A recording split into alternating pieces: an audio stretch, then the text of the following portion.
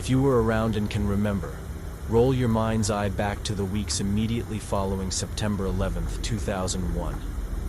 Everything was America, particularly in the South, and definitely in North Carolina where I lived. There are a large number of military installations there, including a very large army base about an hour from my hometown. Nearly every car had, at minimum, an American flag bumper sticker, and a frightening majority of people thought anyone who had skin darker than a potato chip was a terrorist. Everyone was hyper-vigilant, and many people took this as an excuse to become overly interested in the lives of other neighbors, sometimes out of concern for their neighborhood's safety, other times out of concern for their own. I was 8 and was pretty sure my elementary school wasn't going to be the target of any massive terrorist attacks, and neither were my parents. So, my brother and I continued to walk to school every day. This was never a problem. We walked to school every day that didn't have totally awful weather.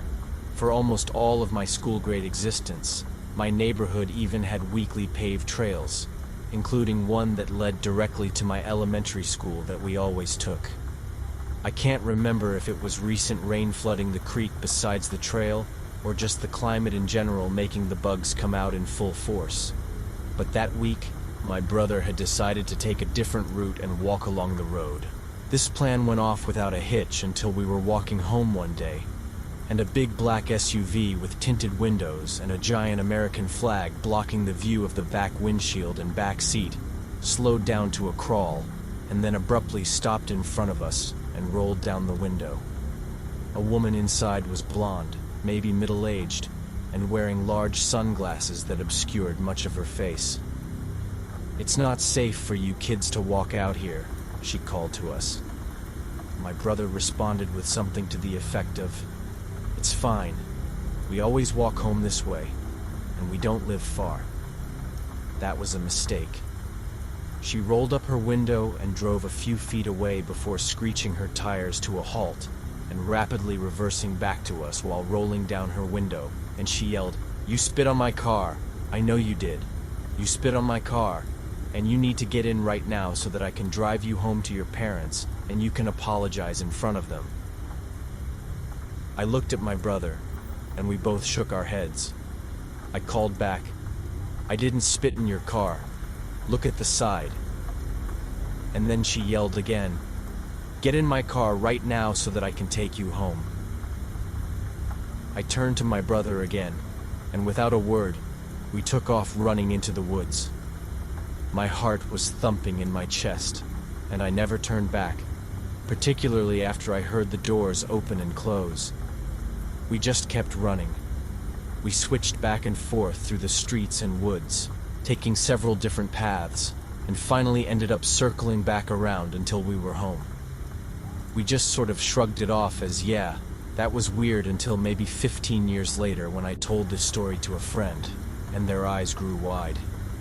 She was trying to kidnap you. It has haunted me ever since. Years ago, I used to work at a church as the head sound engineer. The bulk of that job required me to be active during the day for Sunday services. Occasionally, there were tasks that could be done whenever I got the chance. One of these tasks was duplicating CDs of sermons for people who would like a copy to listen to at home or in the car. I would get requests for various sermons, sometimes series spanning months, and I'd have to make extra time to fulfill them since it usually took quite a while. Since I am a night owl, oftentimes I would head to the church and take care of these duplication requests in the middle of the night. It never bothered me, and I had a key to get into the church whenever I needed to. One particular night, I headed into the church sometime around 1 or 2 a.m. Since I knew the building like the back of my hand, I rarely turned the light on inside the building. The ambient light from the streetlights would illuminate through the windows just enough so that I could see where I was going. But beyond that, the building was pitch dark. Now, the way this church was laid out was that there was a foyer, which then had doors into the church sanctuary where the services were held. The sanctuary had a balcony, and on this balcony was the sound booth where the CD duplicator was located. There was only one door to the balcony, which could be locked from the inside, and it was also located in the foyer, with a staircase leading up to it. The balcony was completely open, not separated by glass or anything, and provided a completely unobstructed view of the sanctuary below. The pews, stage, all of it. Acoustically, the room was very good. If someone was on the stage talking, you could easily hear it from the back of the church and the balcony. If, for some reason, you couldn't see what you were listening to, you could easily make out from which part of the room the sound was coming from. This comes into play later. When I reached the top of the stairs to the balcony and the sound booth, I turned on the light so I could begin working. Just a single bulb about 15 feet above my head. I had no need to turn on anything more than that. This was the only light in the entire sanctuary. I know that might seem crazy to some, but this was a building I had spent hundreds of hours in by myself at night, and I felt completely comfortable. At the time, I began duplicating CDs, lost in my thoughts and the peaceful silence of the enormous room. After about an hour or so of silence, a sound abruptly rang out that startled me. About 20 to 30 feet above and below me, in the middle of the pews on the left-hand side, I heard a distinctive clink-clink sound. It was subtle but clear and unmistakable to me, over and over. I knew exactly what this sound was. Let me explain. In another part of the church, we had a coffee house of sorts where people would load up on coffee and donuts every Sunday morning. The coffee was always dispensed into ceramic coffee mugs, literally the most basic, commonly used mug you can imagine. Your kitchen cupboards are likely full of them. Anyway, due to the high volume of these mugs that circulated through the church, there were always baristas from the coffee house picking them up from around the church to be washed. Oftentimes, they would miss mugs, and they would lay hidden around the church. Those multiple mugs were usually collected in one hand by the handle. Mugs themselves would hit and make that very distinctive ceramic clink. It became regular background noise before, during, and after services. After about 10 years of working at this church, it's a sound I knew and recognized very well. But I would be lying if I said I ever conscientiously thought about that particular sound. So, I found myself trying to process why I'm hearing coffee mugs clinking together in the middle of the night, in the middle of our church sanctuary, in the pitch dark. I stood there, peering from the balcony into the darkness below, trying to make sense of it for several minutes before curiosity got the better of me. I had to figure out what was making that sound. I descended the stairs and into the foyer where the light switches were. I flipped them all onto the on position. I immediately felt a little better and entered the sanctuary on the ground level. I had pinpointed where the ceramic sound was coming from when I was on the balcony. But unfortunately, now that I was at the source with the lights on, there was nothing to be heard. It was midweek, but the sanctuary had not yet been cleaned from the previous Sunday, so I knew there were still probably a few coffee mugs inside. People frequently left them on top or underneath of pews and everywhere in between. I walked down each row of pews, carefully scanning for mugs. Nothing. Knowing there would likely be some on the floor, I got down on my hands and knees in the very front of the sanctuary so that I could take a peek. From this perspective, I could see underneath every pew of each respective side at once. Sure enough, there were a few mugs scattered through the floor and underneath certain pews.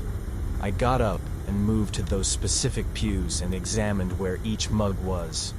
In hindsight, I probably should have just picked them up, but I didn't because technically it wasn't my job. But I did take note of the most important fact at the time. There were no coffee mugs in close proximity to each other. Their closest were 3 or 4 feet from another mug, not even remotely close enough to clink together. While I couldn't explain the sound I heard, there was no logical way that those mugs could have made those sounds. I had no answers, but I was satisfied enough to just brush it off. I left the sanctuary, turned off the lights at the light switch in the foyer, and returned back up the stairs to the balcony. I, illuminated by a single light bulb above me, and consoled by the silence I found myself in once again, I resumed my tasks. About 15 minutes passed before it happened again. Clink, in the same places. Before my heart stopped, and the hairs on my neck stood up once more, I knew this sound. It was unmistakable. I pinpointed where it was coming from, but there was nothing. No sound, nothing in disarray, no mugs that could be in any contact with each other. Spooked but frustrated at the same time, I returned to the foyer. Instead of turning off all the lights, I left one on in the sanctuary. This made for 2 lights now, one in the balcony and one in the sanctuary. The addition of this light helped set me a little more at ease. As I walked through the balcony door at the bottom of the stairs, I locked it from the inside. I didn't know what was going on, and maybe I was being a little paranoid at this point, but I wasn't going to take any chances. I went up the stairs once again to finish my tasks on the balcony. Just about a half hour of silence had elapsed. It was just enough for me to settle into the idea of nothing weird happening for the rest of the night. Then, it happened again. Clink. It might as well have been a gunshot. I stood up and scanned from atop the balcony. There was twice as much light in there now, and enough to illuminate the room even if it was still dim. But there was nothing. Nobody was playing a prank. There were no ghouls, specters, or shadow people dancing around. No big aha revelation. The sound continued, and so did I. I wanted to go home, so I ignored it. The sooner I finished duplicating these CDs, the sooner I could get out of this damn church and get some sleep. The sound continued again and again. Maybe another 15 minutes, maybe another half an hour. I lost track of time. All I knew was that eventually, it stopped. The silence returned. At one point, I resolved that all of this was ridiculous. There had to be a rational explanation, and as such, it was stupid to hold up on my locked balcony. I went downstairs to get something to drink. On my way back, I flipped off that remaining light in the sanctuary. No need to waste electricity, I reasoned. I'm not going to let some stupid sound dictate fear all night. I returned to the balcony and left the door unlocked, illuminated once more by my single bulb, and I popped in a few more CDs. Then it happened. I don't even know how to effectively describe it, at least in a way that captures the immediacy and sheer terror of it all at once. The entire room began to shake violently with a deep, bassy rumble. There are no earthquakes in this part of the country, so that was immediately ruled out. Time seemed to stop as I scanned around the room, trying to figure out what was going on. I looked at the soundboard. You know those LEDs they have going from green to yellow to red? The thing was maxed out in the red, indicating it was overloaded by some input. But there were no mics plugged in, no amps turned on, and no sound coming out of the speakers. I don't even think the speakers were plugged in, and if they were muted. At the time, I had done professional audio for over 5 years, and this wasn't something technical. The entire sanctuary rumbled and shook for about 30 seconds, and then it stopped. Complete silence. I was completely shaken, and I bolted out of the church and went home. I don't have any explanation for what happened. Since there were no ghostly things to show themselves or anything super paranormal, I've tried to explain it with logic, but I digress. I was 16, coming home from a friend's house. While I was getting on the train, this man was following me. He was perhaps 45 to 50 and didn't speak English all that well, but well enough that I could understand him. So, I was getting on the bus. Unlike a lot of people, there's nothing to make him stand out. While I go to sit down, he sits right down next to me, which was unsettling because there were other open seats. But I'm not new to creepy people in public places, so I just stayed there. I was by myself, and it was about 6 p.m. at this time in the winter. I live in the Midwestern USA, and so it was already dark out. Then, this man starts talking to me, and I was in the corner seat, so I couldn't move unless he got out of his seat. But I just went over to him. He starts off talking to me about where I'm going, and I say that I'm going to meet some friends, as I didn't want him to think that I was going home and follow me. I thought it was strange for him to ask me where I was going, and I was already paranoid as heck. Then he asks me for a hug. I say no, and then he goes on to tell me he needs a hug because his wife just died, and he's sad. I started ignoring him at this point, and he goes on to say that his daughter also just died. He starts making up stuff, and I'm ignoring him. After about 20 minutes, I get off the train, and I'm super thankful to get away from this strange man. That's not the end of it. The man got off at the exact same stop. At this point, I was waiting for the bus to come to bring me to my final destination, and the man gets off and follows me to the bus stop, waiting for the bus with perhaps 2 other people and this man. He doesn't approach me, but as the bus pulls up, he comes and puts his arms around me and tells the other people that this is his girlfriend, referring to me.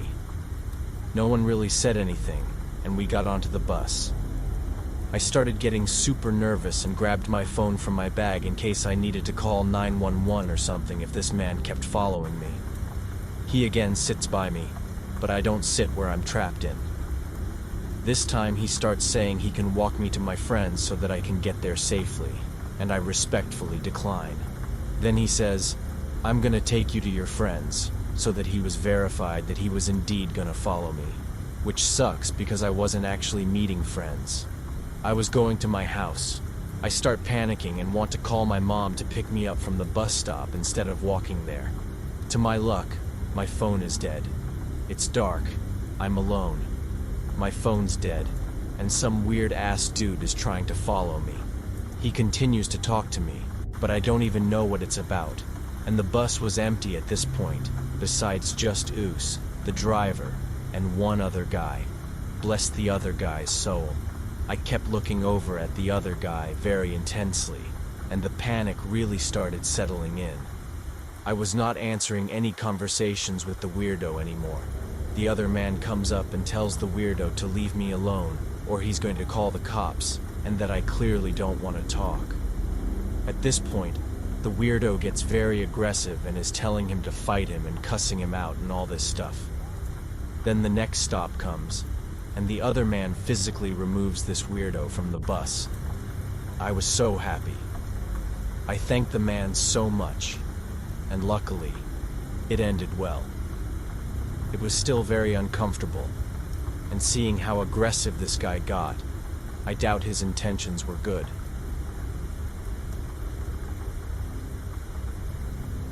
I am in the German Armed Forces. It was the winter of 2016, and we had heavy snowfall in an area, which is rather uncommon for northern Germany. My battalion went on a maneuver, and after a few weeks, we came back to the training grounds. There were some old abandoned farms and training buildings around as well. We've been told the village name was Hellwich, so the whole battalion rolled in, and we fought during the day. We started to dig holes for night watch in the afternoon. My platoon was on the far left flank, and the walk from the rabbit hole to the main camp was about 1.5 kilometers, or 0.9 miles. My platoon was not allowed to dig in the area since there were burial mounds, and we basically scratched at the frozen surface and started to build snow walls. When the first night broke in, the first shift was already sitting on the fire watch, doing night watch and patrolling between the camps. We were told which shift we had to do, what the cozine was, and the frequency of the shifts. Night watch was from 2 am to 4 am, and I got a shift with a buddy of mine. We were already CPLs at the time, so he and I went to sleep at 10 p.m. One of the night watch guys came down to wake us up and said, "Shift switch." He waited while we were getting dressed, we loaded our rifles, and while we were getting dressed, we noticed more snow coming down. And I mean tons. I've never seen so much in northern Germany. When we started sneaking our way down the rabbit hole, I saw something in the woods in the corner of my eye and brushed it off. As we came to the rabbit hole where our comrade was already waiting, shaking like crazy, he said to watch out. He thought there was a big boar in the woods or something. We brushed it off, and my buddy replied that his brain must be frozen and that there are no animals in the area except for some small deer. So, we were sitting there in the rabbit hole, looking through night vision, which wasn't working very well because it was snowing. We basically whispered about the day, trying to stay awake. After about an hour and 40 minutes, my buddy told me to go to the camp to wake up the next shift. So, I started to walk the way I was supposed to, but after 15 minutes, I noticed something was not right. I pulled out my compass and checked. It wasn't moving one bit, even though I was spinning on the spot. I started to proceed to walk, using my general sense of direction. Then, out of nowhere, I heard the sound of sticks breaking and something moving in the woods. Since this was a drill, I thought it might be an enemy. I kneeled down next to a tree and watched the movements as well as I could and used the scope of my rifle, but I could not see anything. I waited for about 2 minutes, and when I was about to stand up, I heard growls. Not like a dog, more like clicking growls. It was quite hard to explain. I've never heard anything like that before, but I couldn't see anything. So I started to sneak towards the ground with my rifle pointed in the direction and thought about shooting it, even though it was a drill. And I know a loud bang would scare off any animal and it would bolt away. But I also thought about the consequences as my mind was playing tricks on me. So, I proceeded a bit further into the woods, and then saw something moving on 4 legs, and it had a smaller, slender body like the body that did not belong to these 2 clicking, growling noises. It was about this time while I was kneeling that a stick broke, and the thing made a long growl and stood up on 2 legs. I swear it was about 2 meters tall, and it was breathing relatively slowly and silently, not moving. I slowly lifted my rifle, even though I wanted to scream. I was never scared like this before, and I had the feeling that if I made the wrong move now, I would most certainly be dead.